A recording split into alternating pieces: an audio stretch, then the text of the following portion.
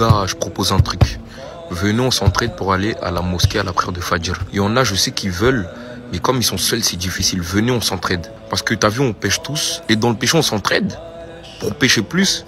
Mais quand il s'agit de se lever, c'est compliqué. Au-delà du fait de comprendre que la prière, en groupe, en tout cas pour l'homme, elle est obligatoire et que les mosquées de base, elles sont faites pour être remplies, c'est aussi important de comprendre à quel point c'est dangereux de louper la prière en groupe, mais surtout celle de l'Fajr. Le fait de dormir à la place de se réveiller pour faire le Fajr à l'heure, ça fait partie des actes des hypocrites. On parle du fait de dormir volontairement en esquivant l'heure de l'Fajr volontairement. Le messager, alayhi salatu wa salam, avait dit que les deux prières les plus compliquées à faire pour les hypocrites sont le Fajr et l'Isha. Et que s'ils savaient ce qu'elles contiennent, alors ils s'y rendraient même en rampant. Parce qu'à l'époque, même les hypocrites, dites-vous qu'ils faisaient la prière à la mosquée. Oh, c'est pour vous dire à quel point l'état catastrophique qu'on a dans notre pratique. Même les hypocrites, ils faisaient la prière à la mosquée, et vu qu'il faisait nuit et qu'il n'y avait pas de lampadaire ou quoi que ce soit à l'époque, et ben lors de l'Isha, à la mosquée, on voyait plus personne. Donc les hypocrites, ils s'y rendaient pas. Pareil pour le Fajr.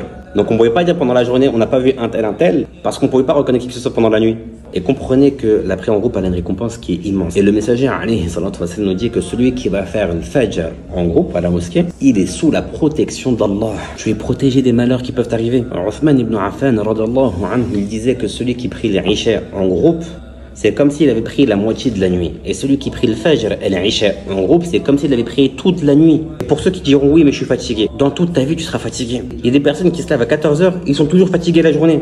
Autant être fatigué pour les bonnes raisons. Cette dunya, elle va te fatiguer dans tous les cas. Tu vas aller au travail à l'heure, tu seras fatigué parce que les gens ils vont te casser la tête. Autant que cette fatigue-là, tu la mettes dans la cause d'Allah parce qu'au moins là, elle te servira vraiment à quelque chose.